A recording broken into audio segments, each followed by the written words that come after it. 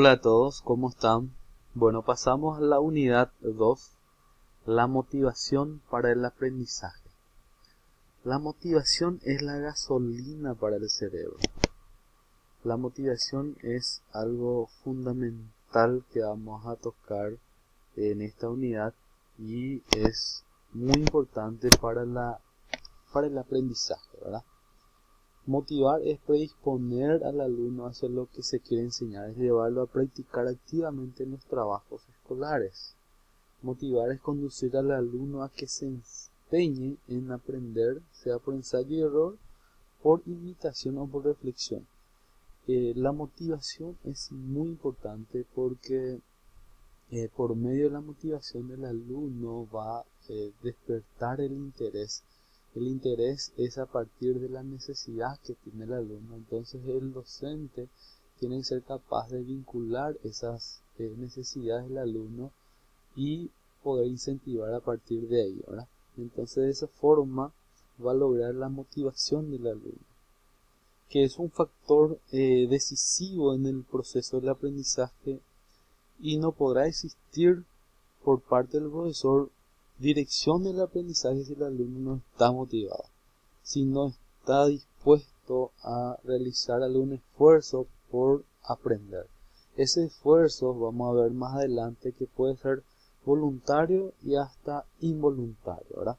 Pero debe existir una motivación que sería el motor que pueda mover ese deseo de aprender del alumno, de prestar atención, de estar eh, dispuesto a hacer algún esfuerzo para poder aprender algo y poder realizar algunas actividades que el docente pueda asignar al alumno.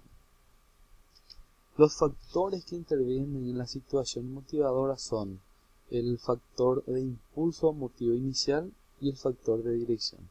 El de impulso son de naturaleza biológica, son internas, ¿verdad?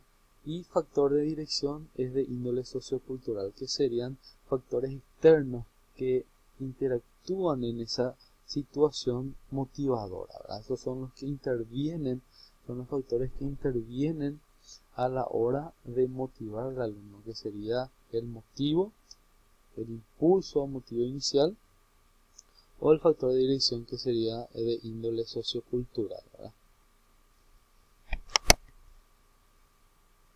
Tipos de motivación. Existen dos tipos de motivación. Una de ellas es la positiva y la otra es negativa. Entonces, la positiva puede ser intrínseca o extrínseca, ¿verdad? Intrínseca es cuando es interna.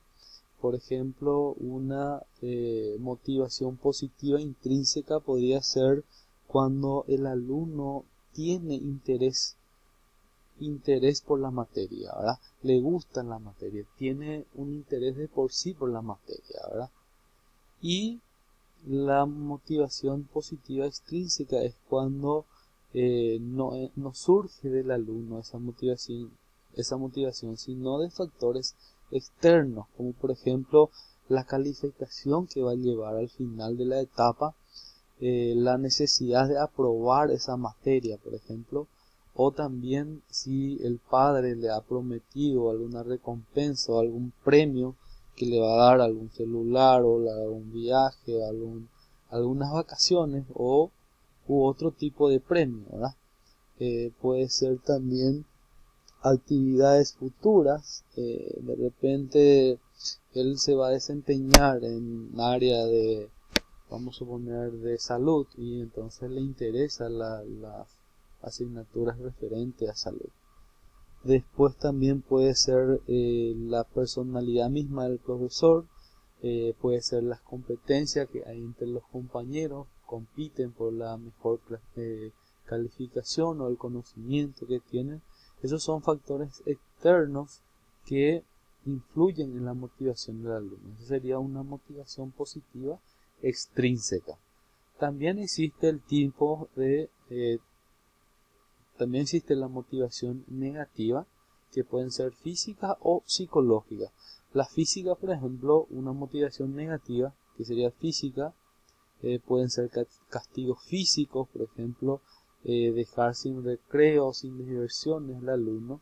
Entonces, esa es una motivación negativa. Después están las psicológicas. Por ejemplo, se le trata con desprecio, se le reta al alumno, se le hace sentir que no es inteligente o que es menos inteligente que los demás, se le critica, se le avergüenza, se le ridiculiza o se le amenaza inclusive, y de esa forma para poder realizar las actividades que el docente está proponiendo, ¿verdad?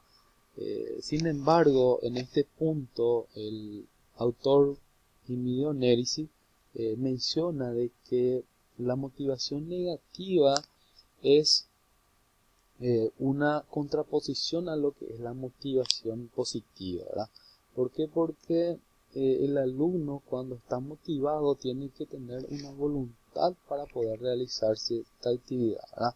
Tiene que ser de forma voluntaria. Sin embargo, la motivación negativa es lo contrario a eso, porque el alumno se siente obligado a realizar algo que voluntariamente no lo habría hecho, por ejemplo.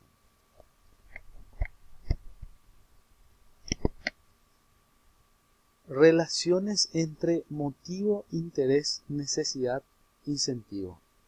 Estos conceptos están estrechamente vinculados dentro de la motivación. El motivo y el interés se puede tomar como sinónimo. La necesidad, por ejemplo, es lo que mueve al alumno.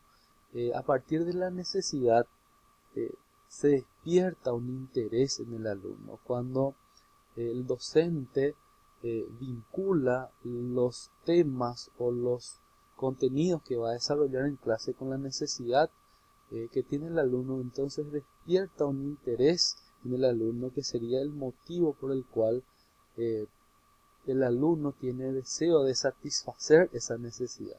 Entonces el docente tiene que atender y buscar el estímulo o los incentivos necesarios para poder conectar los contenidos con la necesidad del alumno. Entonces ahí el alumno va a estar motivado porque va a tener un propósito que quiere lograr en ese sentido, ¿verdad? Bueno, pasamos a condiciones del aprendizaje según Robert Gagne. Él, por ejemplo, menciona de que de los diferentes tipos de aprendizaje hay dos condiciones que son las internas y externas que favorecen el aprendizaje, ¿verdad? Las condiciones internas, por ejemplo, son las capacidades y habilidades innatas y también los que van adquiriendo los alumnos. Y las condiciones externas son los que el profesor o el maestro le va a presentar al alumno. Entonces vamos a ver a continuación los procesos que Gagné considera son actividades internas de los alumnos, de los estudiantes, y que el docente debe conocer esas condiciones internas y externas para poder optimizar el aprendizaje.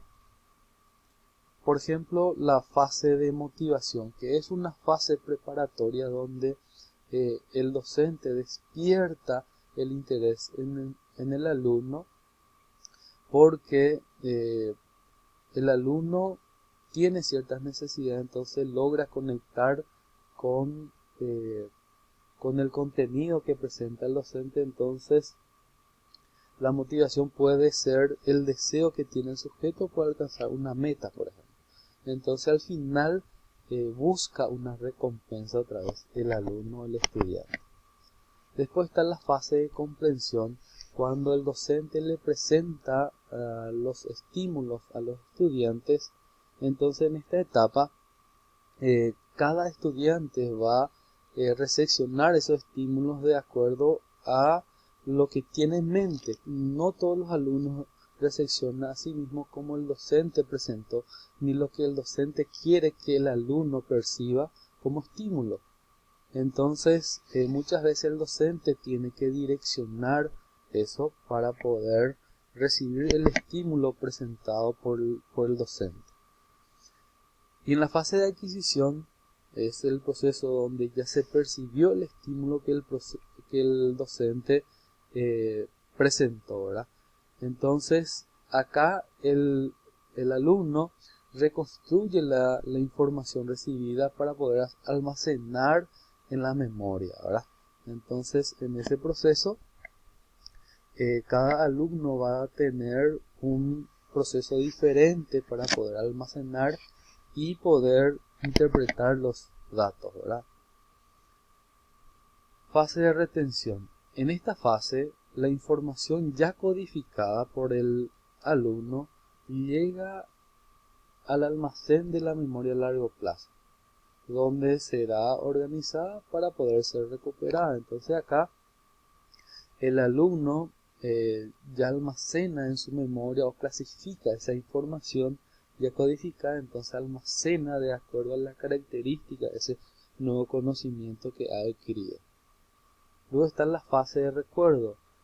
Cuando la información es retenida, hemos de comprobar que puede ser recuperada cuando la necesitemos. Entonces, en ese sentido, en la fase de recuerdo, el docente tiene que ayudarle al alumno a hacer ese proceso de metacognición, de volver a recordar con preguntas, ejercicios, el proceso aprendido, ¿verdad? Para poder volver a evocar eso que ha adquirido, ese conocimiento que ha adquirido.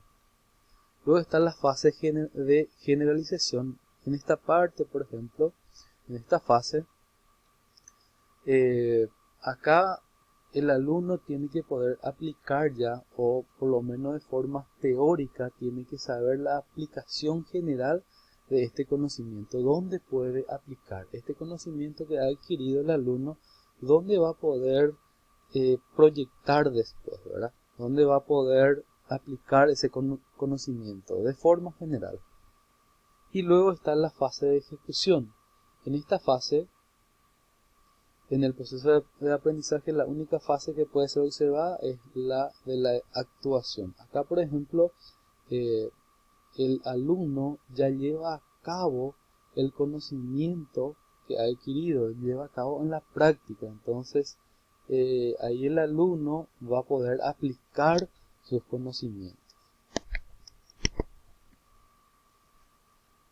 En la fase de realimentación, el profesor comprueba que el alumno ha adquirido cierto conocimiento o habilidad. O sea que también, aparte de que el docente comprueba que el alumno ha aprendido y puede llegar a aplicar ese conocimiento, también el alumno percibe que ha aprendido, ¿verdad? Entonces, en esta fase, en la última fase, el alumno recibe esa recompensa que al inicio, prácticamente, vamos a decirlo de esa manera, el docente le prometió, ¿verdad? O sea que cuando el docente motiva al alumno al inicio, al final, en la fase de realimentación, según Gagné, entonces el alumno ya recibe esa recompensa que al inicio, en la motivación, le prometió el docente, ¿verdad?